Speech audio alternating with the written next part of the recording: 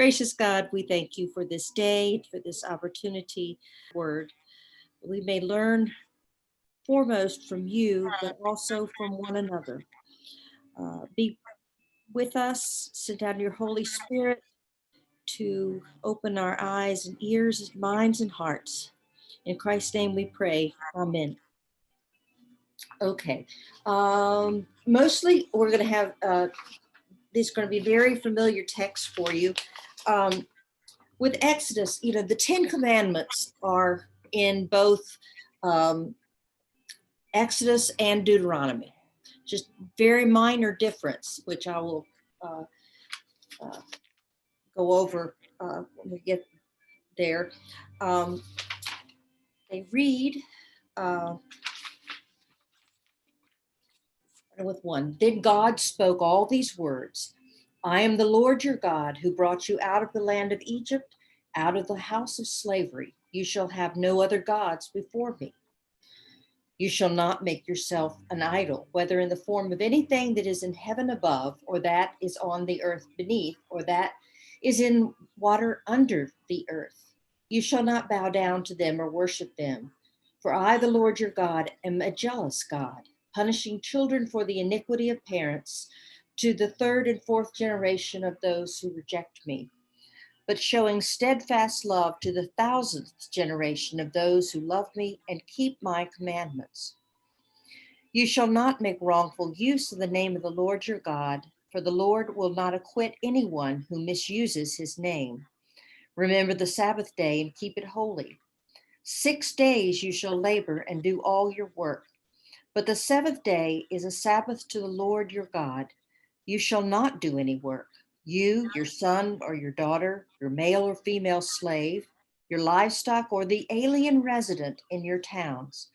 For in 6 days the Lord made heaven and earth, the sea and all that was in them, but rested the seventh day.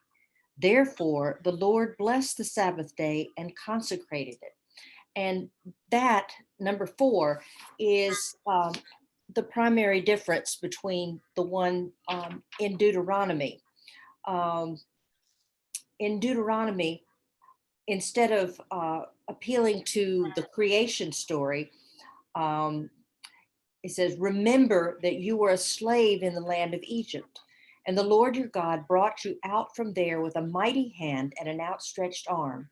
Therefore, the Lord your God commanded you to keep the Sabbath day.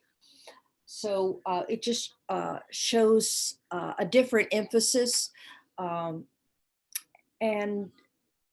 I think the important part there, while we're there, is that today we're having we're talking about rules in Exodus.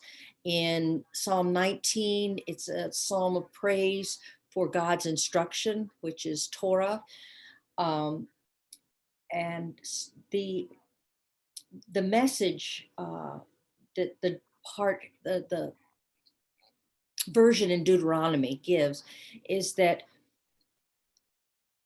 it was given for people who had been in slavery, who were then freed, so that it was important now that they were free to do what they, wanted to do, that they had certain boundaries.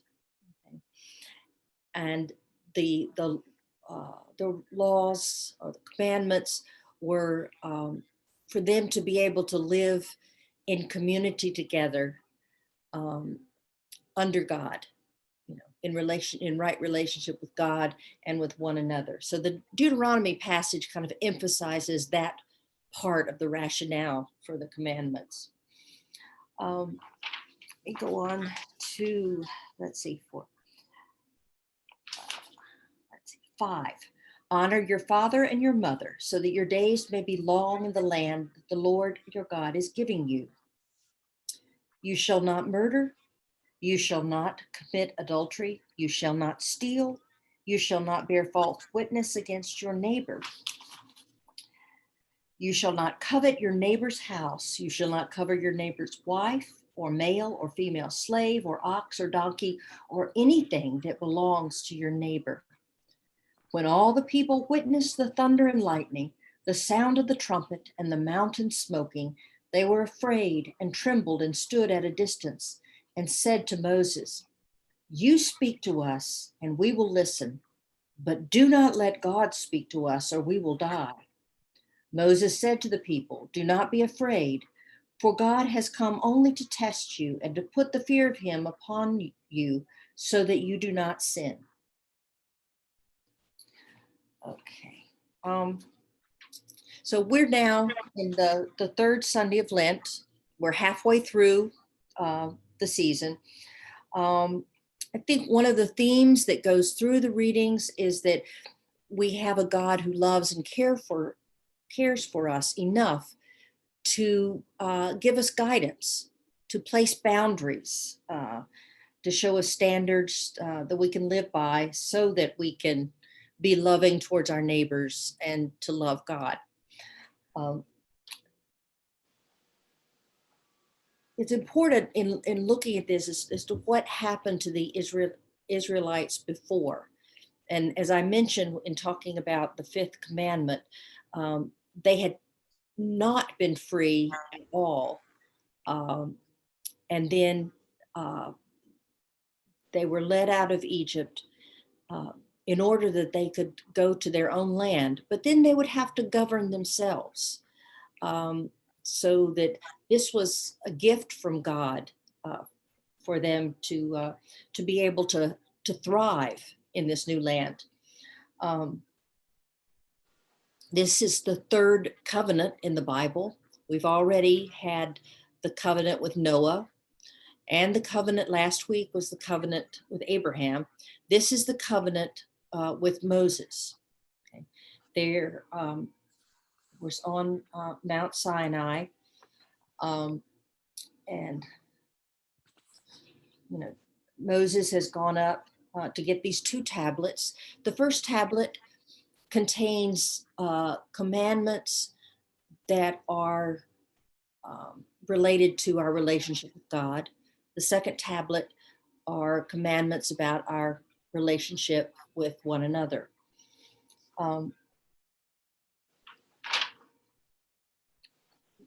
We talk about them as the commandments. Jesus actually referred to them in the Hebrew. That the Jewish translation there is the 10 words, and that's what Jesus called them. Or the first word in that from whence everything else comes, is that I am the Lord your God who brought you out of the land of Egypt. We would call this grace. God acted to save the people through no merit of their own. God acted for them. And Torah, the word Torah, instruction is really a better translation than law. And as our understanding of the Ten Commandments is that a law arises out of good news. Firstly, the good news that God loves us, and the good news, the saving, of Jesus Christ. 8 of the 10 words, I'm talking about the 10 Commandments, begin with "you shall not." And this kind of gives a negative impression of the Torah and Jewish law, but there are more, as I say, instructions. And they call it the mitzvah, which is this instruction, deals with behavior. They don't specify what we should do, just what we should not do. These 8 of the 10 words. So Protestants, we tend to call them commandments, stressing that they're laws which we can't keep, but which encourage us to seek God's grace. They give an expression to what we believe about God and our covenantal relationship with God. The Ten Commandments have played a really significant role in the Reformed faith and worship. In John Calvin, who is sort of the father of our Reformed faith, father of Presbyterianism, we say, in his Strasbourg liturgy of 1545, the Ten Commandments were sung in worship immediately following the prayer of confession and assurance of pardon. The rationale being that having been restored to right standing with God and one another, then we are prepared to receive God's grace. This has been a strong worship tradition in their Reformed faith. Many Reformed churches recite the Ten Commandments at the same point in the liturgy after the pardon.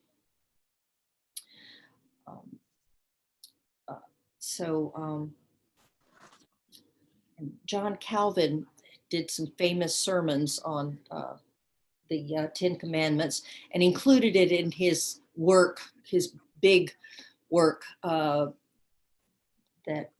the Institutes of Religion. He outlined 3 purposes for the Ten Commandments. First, he said the law was to point to our sinfulness by mirroring the perfect righteousness and holiness of God. They were to expose our sin and cutting through our self-deception, that we are without sin, and revealing some of the ways in which our lives are not what they're supposed to be. Second, according to Calvin, the law is meant to restrain evil. He said, by means of its fearful denunciations and consequent dread of punishment, to curb those who, unless forced, have no regard for rectitude and justice.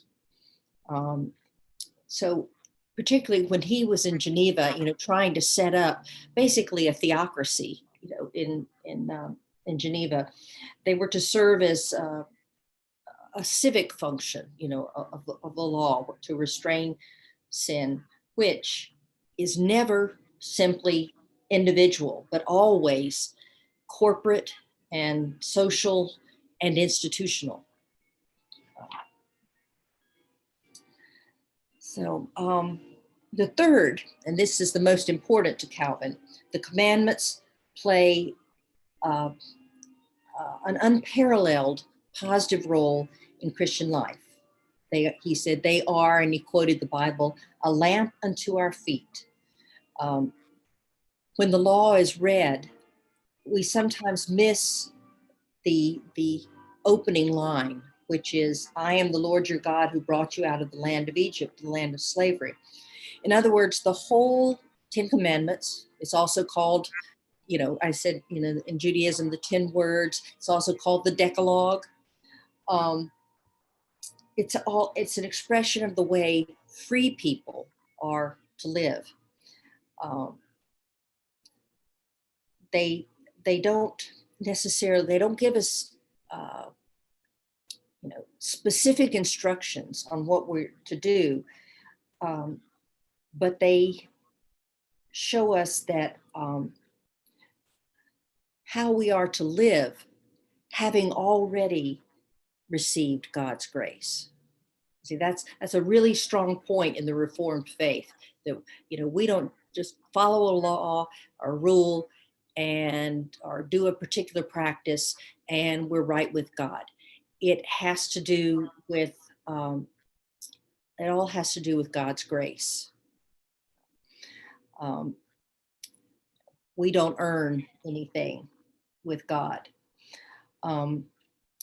So it's not meant to be restrictive, but just to reveal the way our lives are to live in the freedom that we've been given, so that we don't destroy ourselves and our relationships and, our communities and our planet. um, and so,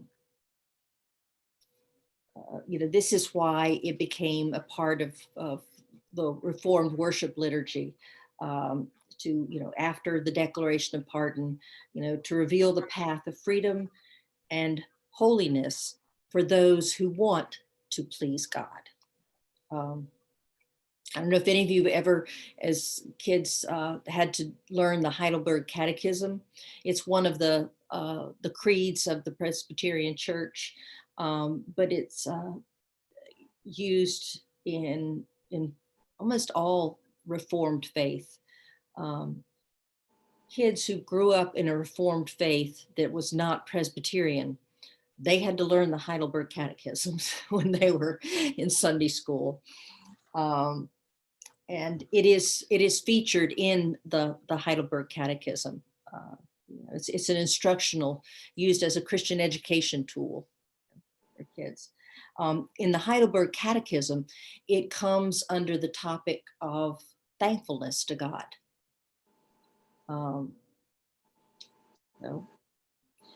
Of course, we always think about, when we think of the commandment, that when Jesus asked, which was the greatest commandment, and he replied, to love the Lord your God with all your heart, with all your soul, and with all your mind. This is the first and greatest commandment. And the second is like it, love your neighbor as yourself. Jesus understood that the 10 commandments boil down to these two essential mandates: how we are to love God and how we are to love our neighbors. And that's essentially what, the two tablets were, the first 5 and the second 5 commandments. They tell us how to live wisely and well in God's world, and help us answer the daily issues that we face. I'm going to go through each of the 10 commandments. I understand, having studied this week, why pastors are told, never try to preach a whole sermon on the 10 commandments. But I think if I ever did it, and it might be a good summer project, I would divide them up and, either divide them up, the 5 and 5, or, some tend to go more together than others. But it was interesting reading, looking into this. So that, by introducing first God as the one that brought us out of slavery,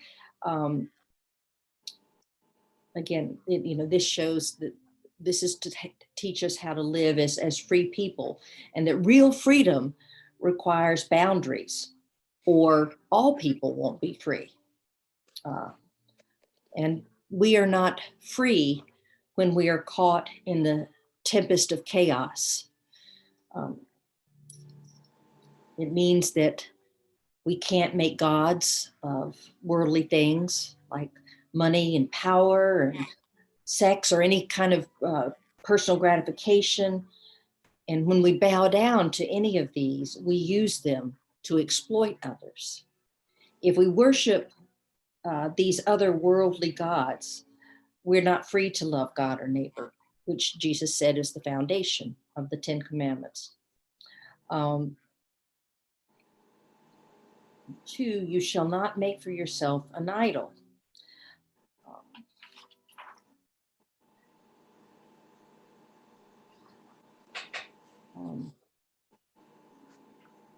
That's received a lot of, there's been a lot of talk about worshiping idols, with the unveiling of the gold statue of Donald Trump at the CPAC, convention. And it was pretty uncomfortable to watch, because it was such a strong imagery of the golden calf, and people, there were pictures taken of people, kneeling down in front of it.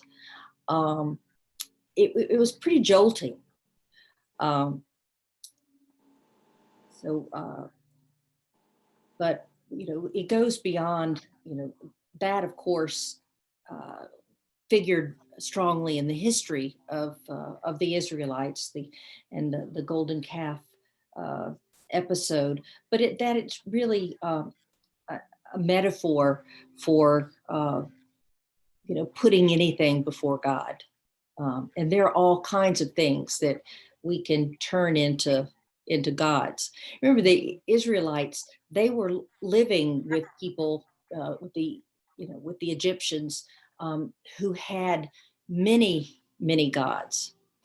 And so the primary, the big identity for them was that however many other gods might be around, that they only worshiped one.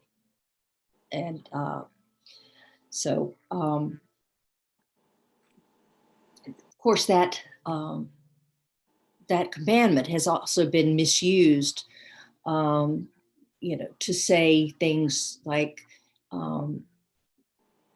religious art or religious statues, or stained glass windows or any kind of image is idolatry, which really was not the intention behind, or the message behind the commandment, but it unfortunately has been misused that way. And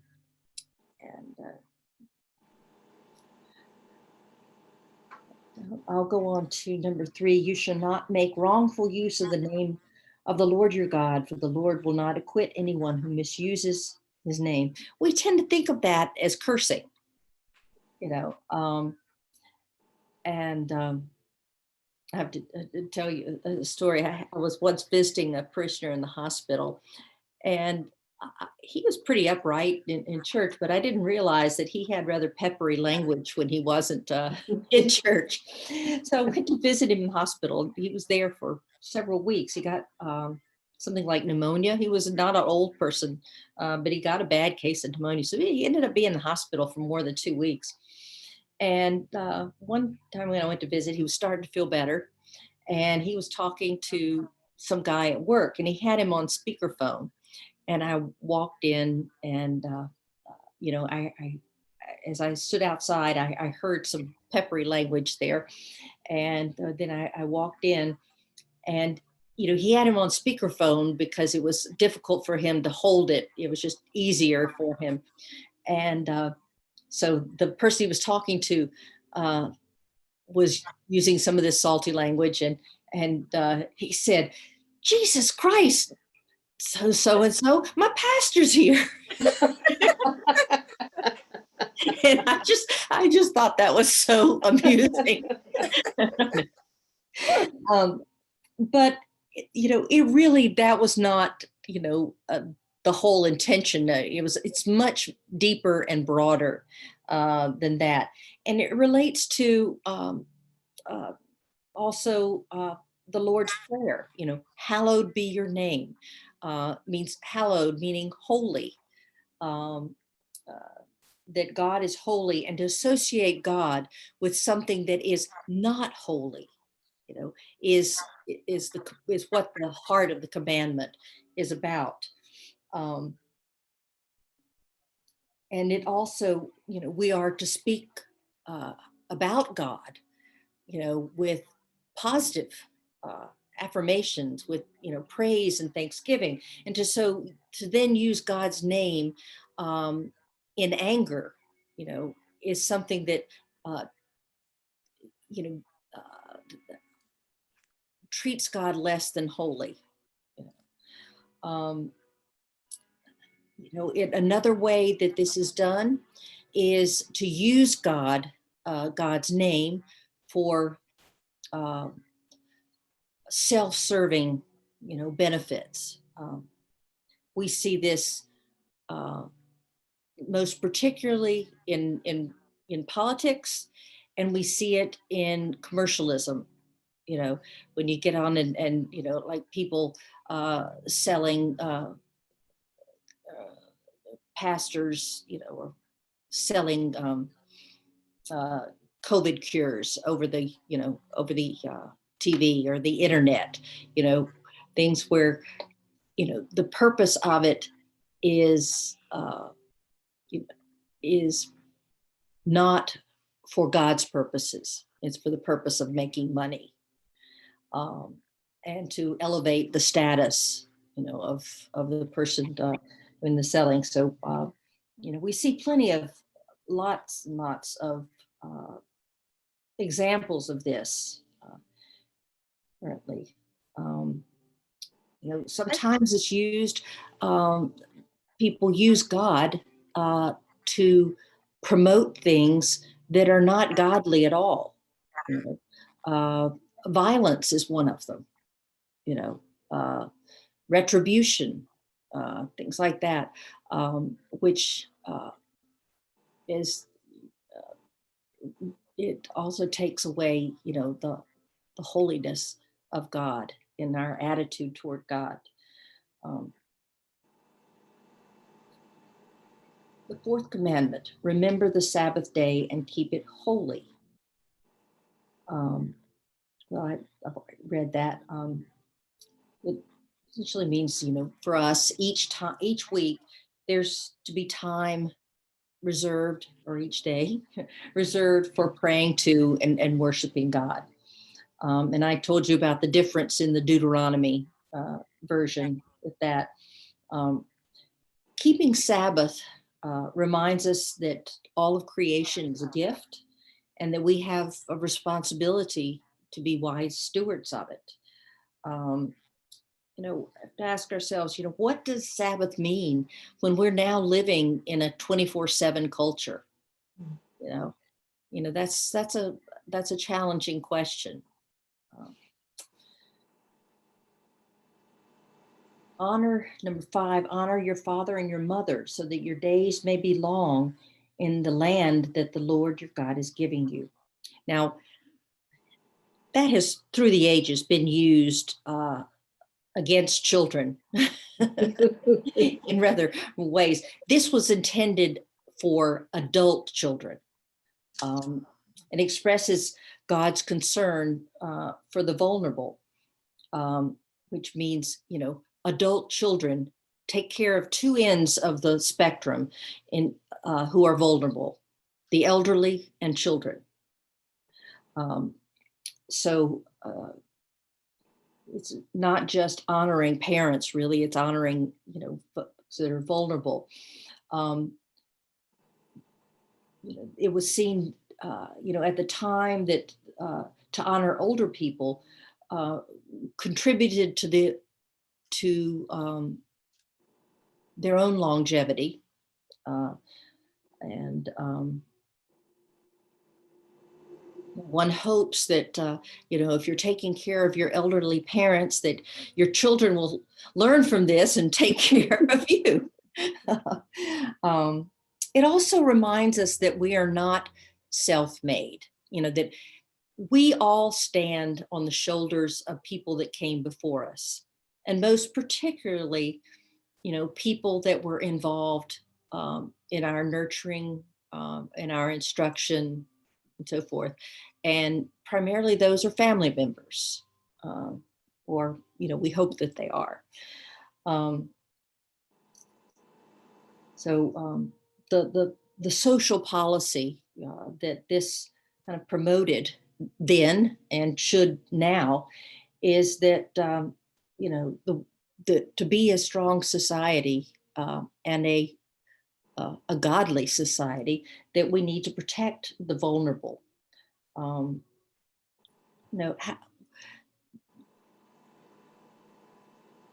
you feel like in our society that we do honor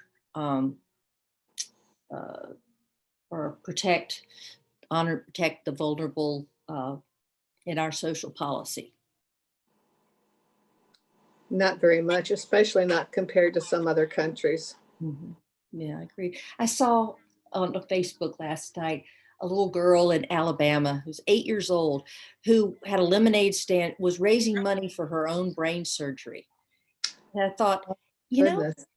this doesn't happen in other first world countries, Huh. you know. And we don't have. I know traveling, last summer before last, in Denmark and Scandinavia, that there is, a guaranteed income for everyone, so that no one will be absolutely destitute. And one of the things this does also is that it relieves, in some ways, it makes economic sense too, in that it relieves taxpayers of burdens, because whenever somebody doesn't pay a person a living wage, that's made up for, in government help. So we've built that into our society, which if giving, having people uh, living at a level that isn't destitute, um, really does, is better for everyone. um, and you see, uh, in these countries, besides that, we have the highest suicide rate, in the first world. And a big part of that is the desperation people have, that we allow folks to get to the point of not having enough food to eat, not being able to care for themselves, like buy their insulin, and so forth. Um, and we built in, uh, we're we built in our healthcare system so that it's dependent on employers to provide it, and that doesn't help the economy either. We built some things into our system, with the idea that nobody should get anything, but at the same time, the system is set up that we have people in poverty. We pay low wages to people for certain jobs, but we found out in the pandemic that these are essential jobs. So why should people that we need, like people who clean, who get pick up the trash, who are who bring us our groceries, or set up, why should all of these people, why is the system set up that they can't live on the wages that they earn? So that's I think, I know it's going beyond honor your father and mother, but I think, the issue here is broader than that. Is the whole idea of life being precious. That, we need to protect the vulnerable and not make them vulnerable, in the first place.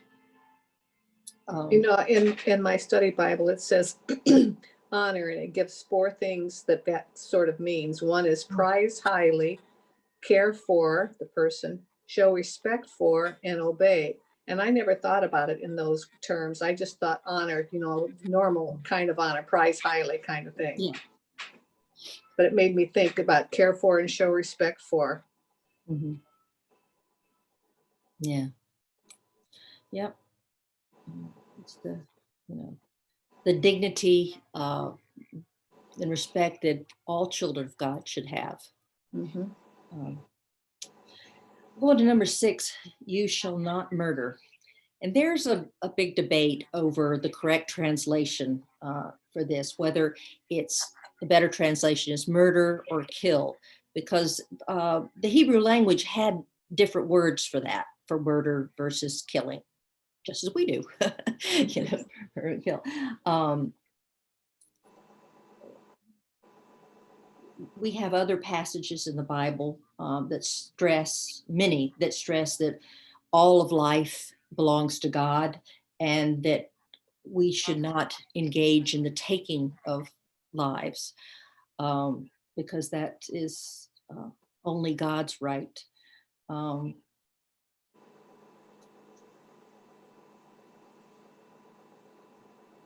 um,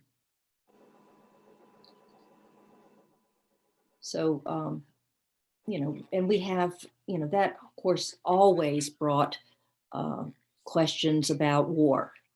Um, this is how we got Augustine's, who was about 3rd century, I think, just war theory that, has been used, through the ages, and we still do, of what constitutes, a just war. Um, and it's something that we don't go into lightly. Um, this is what Dietrich Bonhoeffer used, Augustine's just war theory, to justify um, having Hitler assassinated. That because he was killing millions, that um, that Augustine's just war theory doctrine, I should say, permitted, the taking of a life to save many more lives. Um, um, but it does, of course, bring up issues, particularly of how quickly do we go, if we are able to kill to defend ourselves, have our lax gun laws made it easier for people to kill first and ask questions later, you know. Um, and has it, what does that say about, police officers who, shoot, who go into a situation um, and shoot and kill someone without there apparently being a threat. I think the worst example of this for me was when a 12-year-old in, I believe it was Cleveland, was sitting on a swing, and he had a play gun, and within 3 seconds, they have the cam, the video cams of it. Within 3 seconds of the police car stopping, they had shot him dead. Mhm. And we've gotten ourselves into some really gray areas about justifying killing.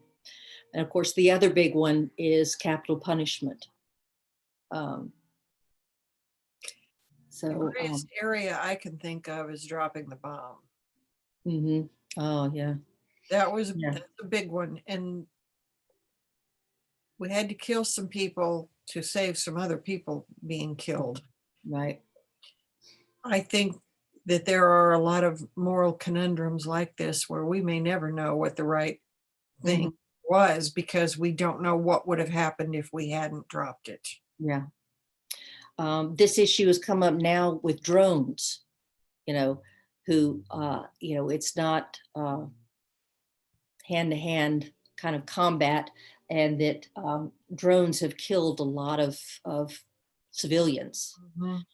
Um, and so it's like, are we using technology, uh, our advances in technology, to to more easily kill people? There's another example of that. When I was in England and we went to Coventry, Mhm, there was a story about how the English had cracked the German code, mhm, didn't want them to find out. And mhm, they knew that that the Germans were getting ready to bomb Coventry. But mhm. if they acted on it, then the Germans would know that they had the code. Yeah. So they let it happen. Hmm. Wow. Did they do For the anything to greater protect people? for the greater good, because for the greater good, it Mhm. was better that the Germans not know right then that the English had the code. Wow. But the How, people of Coventry did not know that at the time. how would you like to have to make that decision? Yeah. Wow. Yeah. That's why I'm glad I'm not in charge of some things. That still comes back to the same thing. We Mm. don't know what would have happened if we'd made a different decision. Mhm. We may never know. Yeah. Those are the decisions that blow my mind, the ones where you are never going to know whether Right. it was right. Or pulling the plug uh, Mhm. on someone. Mhm. I mean, you think it's the right thing to do, but you may never know. And that is And just agonizing. there the issue becomes more complex, because it's like, who has the power of life? If without the machine, the body that God made them for, the God they have, would naturally die. Mhm. So are we then taking into our own hands God's decision about when life ends, Are by you pro unnaturally uh, prolonging life?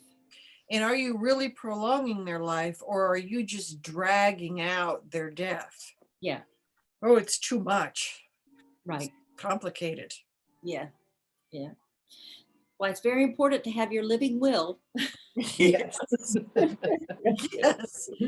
uh, On that we can all agree. yeah. Those kind of things have split up the remaining family members, permanently. Yeah.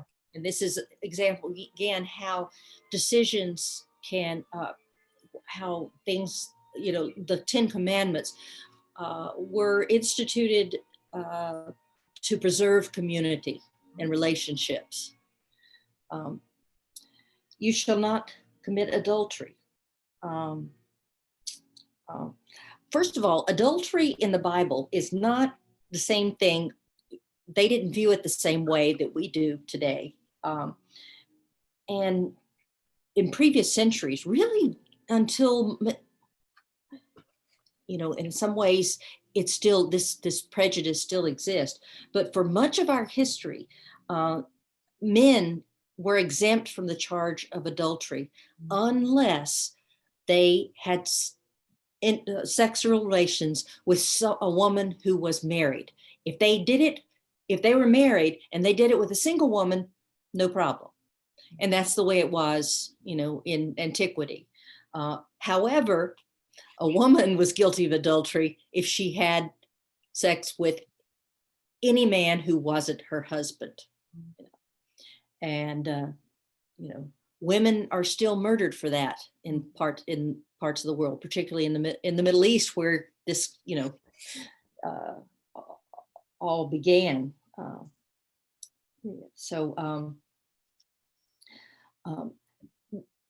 because of the difference in this, um, it was a property issue as well as a social issue, because I mean, really until into the 20th century, women were still considered property, as if they were property of a man.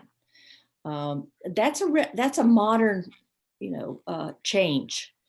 Um, so, but this is why the Jews were also smart, in that you get your Jewish identity from your mother, not your father, because you always know who the mother is.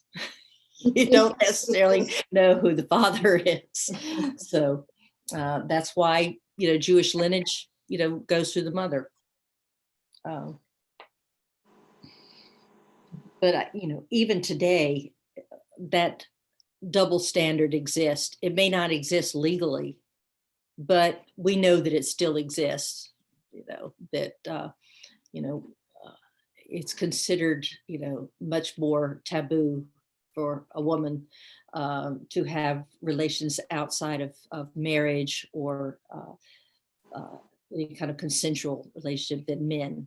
And in fact, in many parts of society, men are, their status is elevated by, the more women, they can, have sex with. I saw in the paper today that the guy in Toronto that killed 10 people, it was in 2018. He ran a van into a crowd of people in Toronto. He was a member of this group called Incel. And these are men who hate women because they won't have sex with them. And then there's the double standard there, that it's wrong for women to withhold it from them, but it's whereas at the same time, it's wrong, for a woman to have, relations, outside of marriage.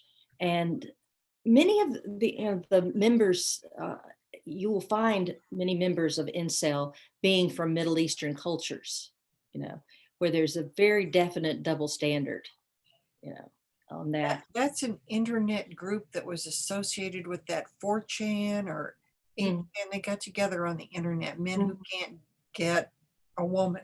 Yeah. And they're angry about it and they're blaming women for it. Yeah. It's one of the most unhealthy. Yeah. And this was my big criticism of the book.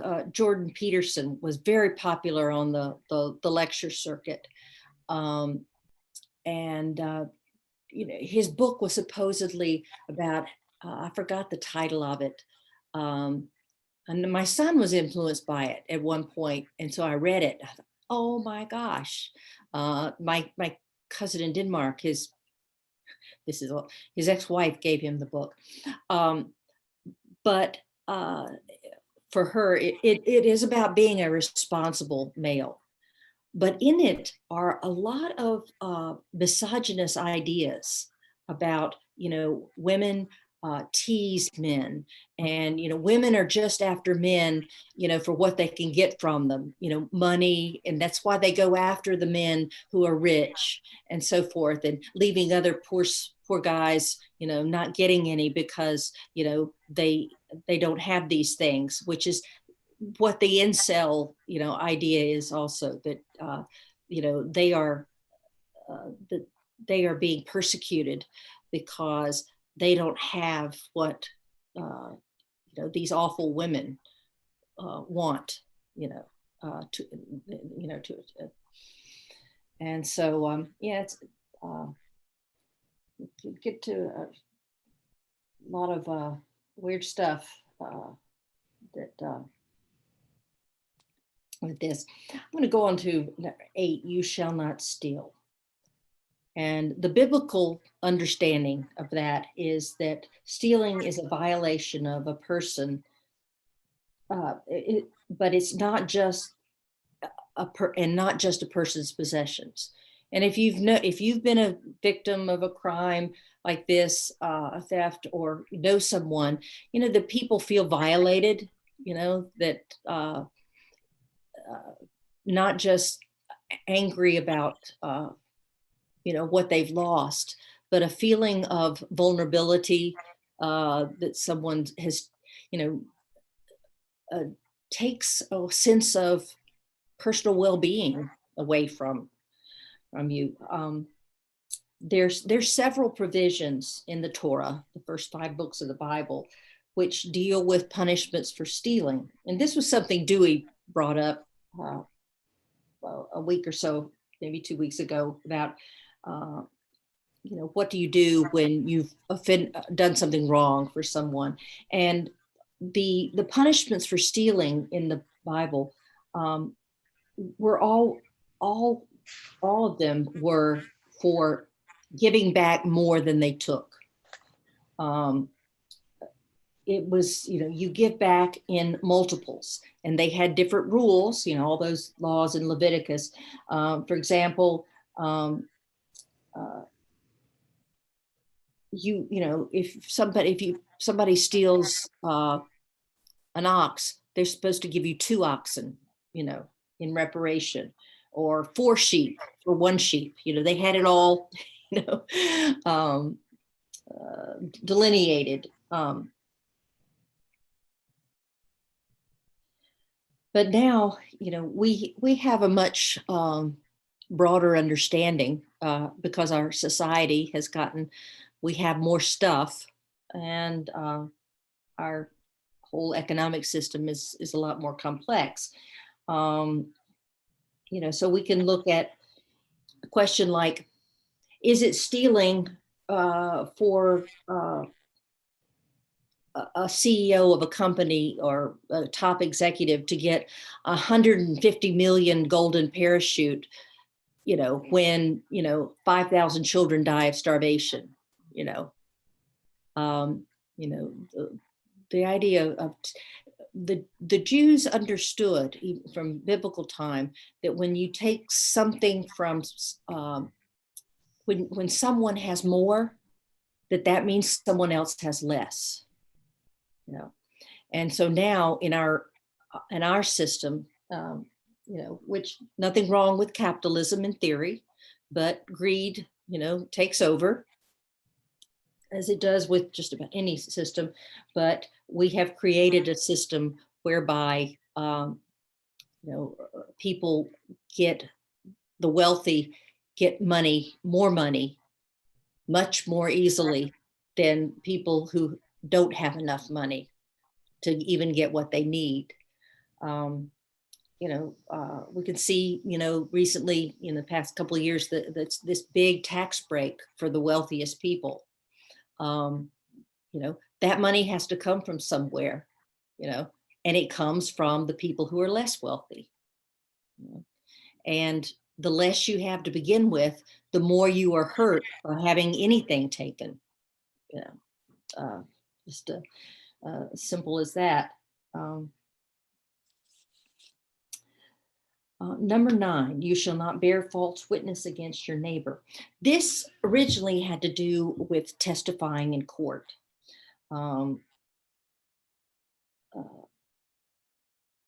So, here God sort of addressed the reality that life in a just society is impossible if the legal system or the court system, whatever, is corrupt. And also here, bearing false witness shows that biblical faith is concerned with sins of speech as well as sins of action.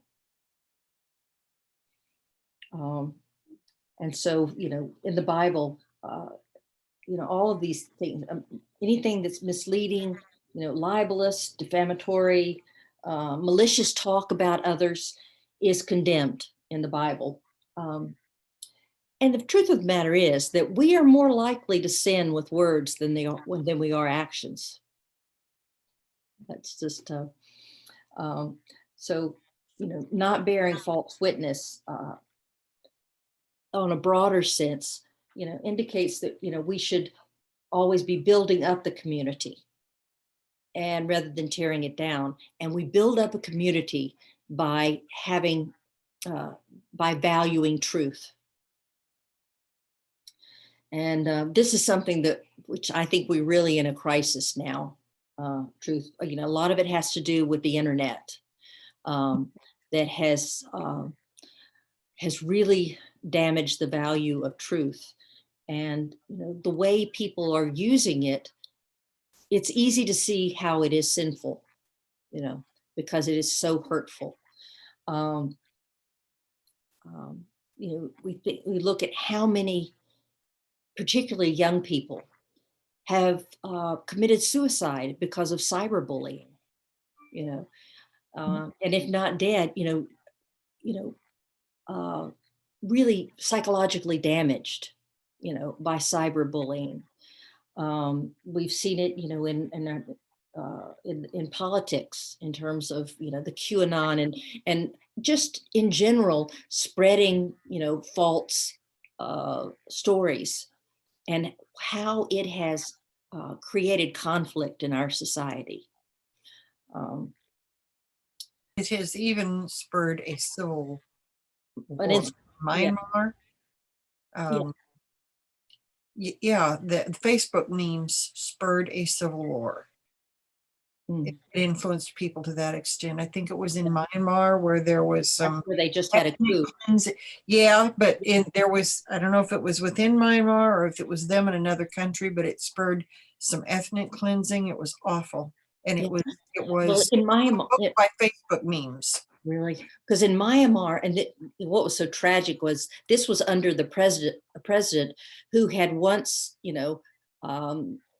been, a leading advocate for getting rid of oppression, and had been given the Nobel Peace Prize, and then it was taken away from her. But they they started in it genocide in Myanmar against the Rohingya people. Mhm. And there's also a group in China. Gosh, it starts with a U. I can't. Oh, the Uyghurs, is that what they're called? Yes, The Muslim faction? uh-huh, who Mhm. are Asian Muslims. Mhm. So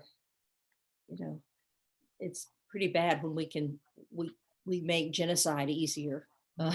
than it once was. Um, speech can be deadly.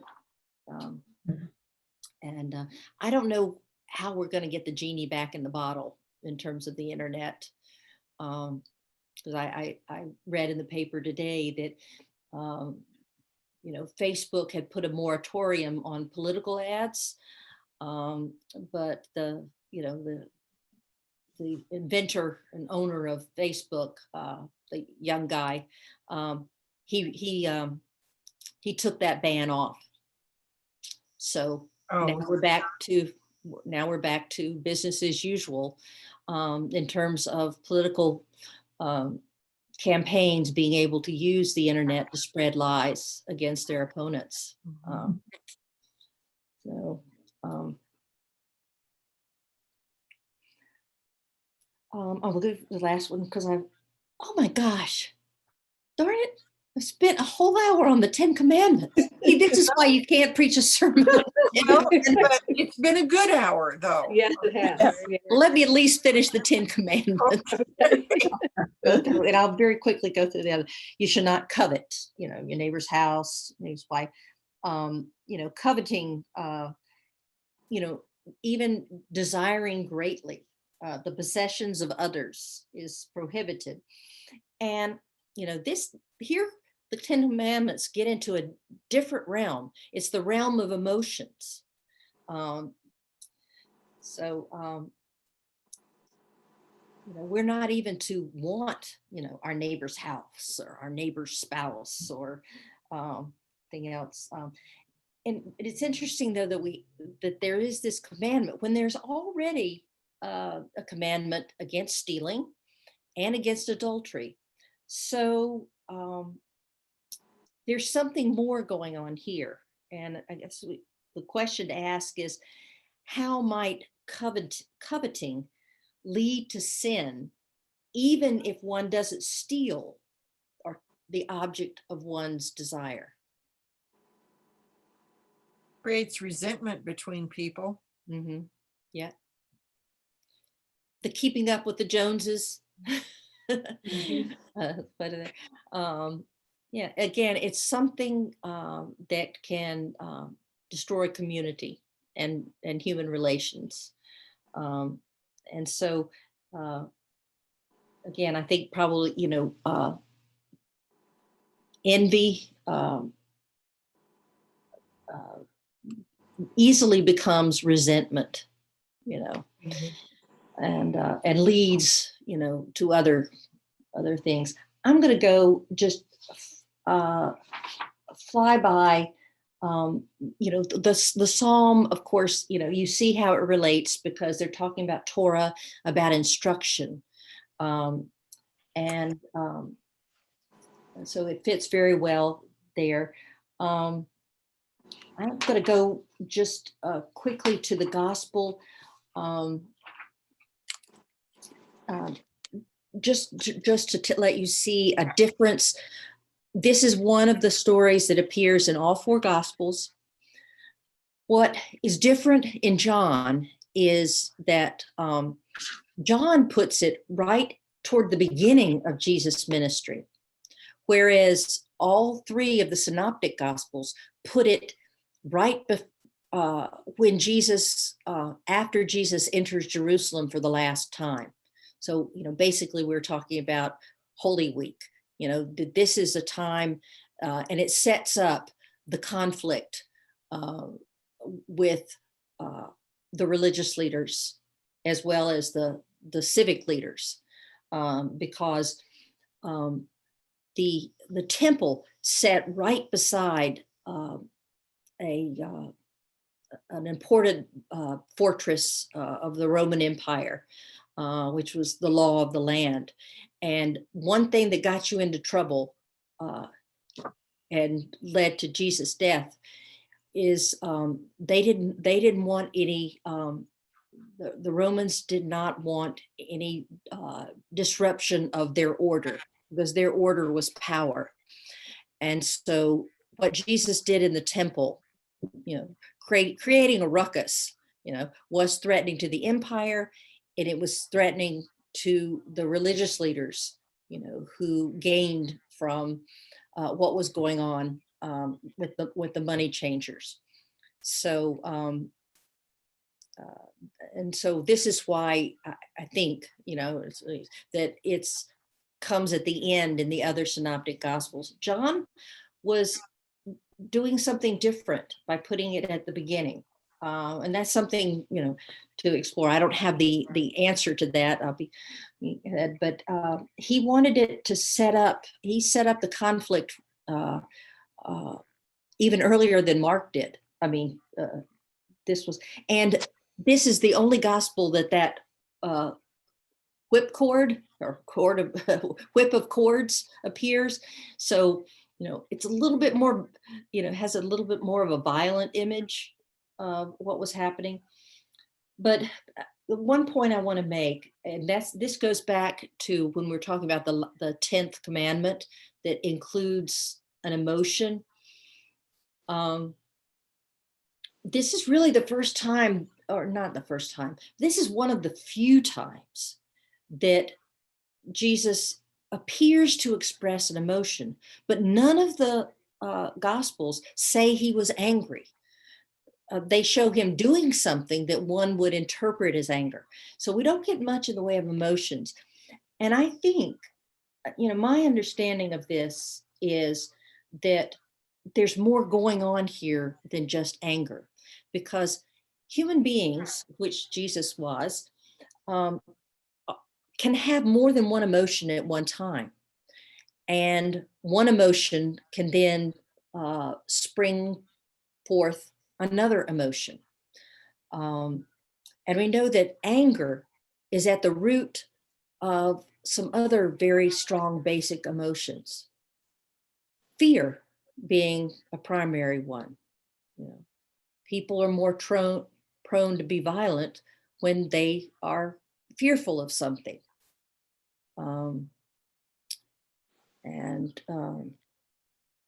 But also grief.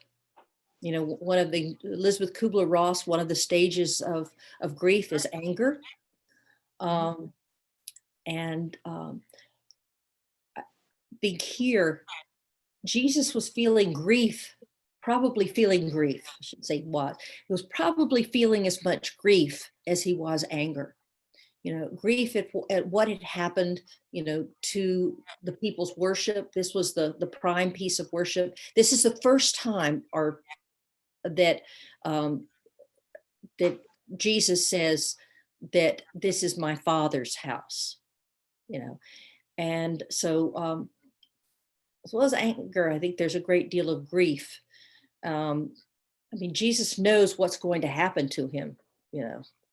He's already grieving that of what his own people, what the people will do to him, because of course the people are just as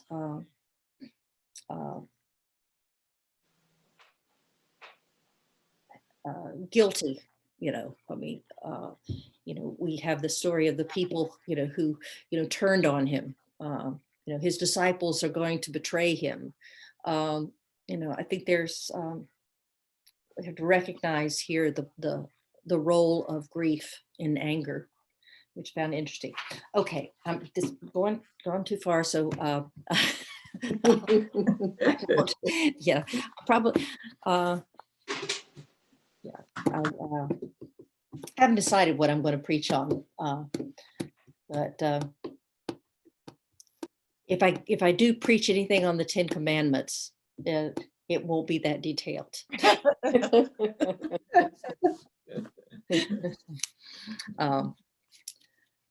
But I think the epistle reading also fits so well with this, that, it's been misused to say that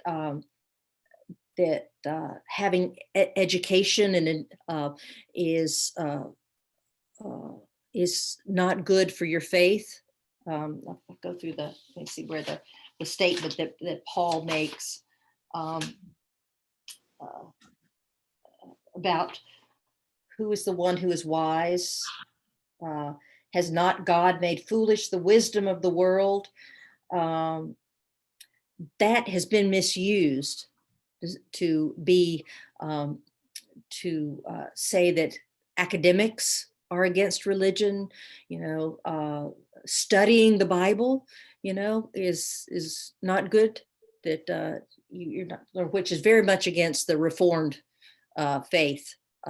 And we look back at the Psalm where it's just extolling, studying the Torah. So that's how that all kind of fits together there. All right, I'm going to pray us out, and then we can chat afterwards. I'm going to let Mary Lee have her signal when she looks at this of what to put in. Gracious God, we thank you for this time together, a time of fellowship, a time of study and exploration, and how your word resonates in our own lives, in our own communities. Help us to ponder these scriptures in ways that will prepare us better for worshiping you. In Christ's name we pray. Amen. Okay. All right.